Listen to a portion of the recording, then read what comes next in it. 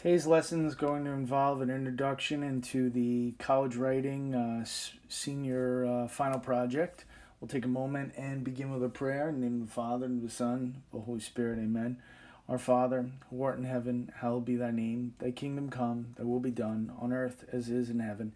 Give us this day our daily bread, and forgive us our trespasses, as we forgive those who trespass against us. And lead us not into temptation, but deliver us from evil. Amen. In the Father, and the Son, the Holy Spirit. Amen.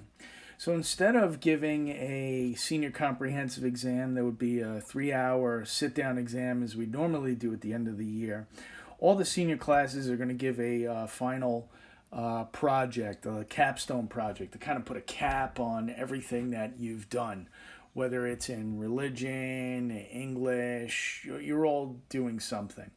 And for college writing, this is going to be a little bit of, as we titled it, your parting thoughts as you conclude the college writing course. And what most of you are going to take next year, some will and some won't, is a college composition class, which is basically what you've learned in college writing.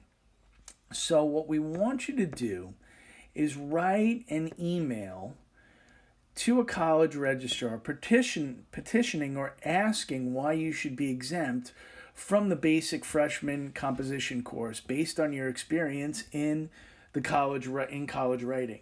And what you have to do is choose 3 different topics that were covered in our course. Maybe it's a particular skill, an exposure to usage and grammar, or an experience from a writing assignment. Any of those. And for each topic, you want to explain the skill or assignment that you did, what you composed to learn, and why you believe the skill or assignment or experience should grant you an exemption from the school's required composition class. In other words, why not tell the college why you shouldn't be taking this writing course again? Okay? And you're going to realize when you go to college and people are turning in papers and they don't know style sheet, they don't know MLA format, or they don't know APA format, you're going to realize that you have skills above everybody else. And if people ask for your help, don't be afraid to charge them, all right? Because you have a skill, it's worth something monetarily. So don't be afraid to charge them, whether it's pizza or a lunch out, or something in the bookstore or whatever. But don't be afraid to charge them. And what you're doing in this email is argue practically for the college writing course that you've taken. And make sure you can explain those skills of organization, of detail, of language variety, of grammar usage and mechanics, all the things that you've learned this year.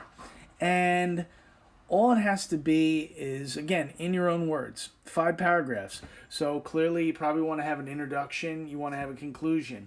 And then in those 3 body paragraphs, you want to explain the skill that you learned and go about explaining why it's important, what you learned about it, how it helped you to do it. Because the one thing you don't want to take in college are courses that you've repeated. All right, and certainly they're going to give this college composition course to all incoming freshmen, but you have already taken it. We've prepped you for it. You know how to write papers. You know MLA format. You know APA format. And you shouldn't have to pay whatever a course costs, now, to take a course that you've already done. Why repeat it? Okay? So what we want you to do is, again, 5 paragraphs, double space, the normal things, 12-point font, and it'll be due the week of when you would have had comps, May 12th to the 19th. But feel free to get a head start on it if you want. That's not a problem at all. Again, be creative. Be as creative as you like. It doesn't have to be more than 2 pages. Okay, it's an email, so don't be afraid if you want to, write it as an email, dear, sir or madam, or dear registrar, whatever you want. Again, this is trying to be creative.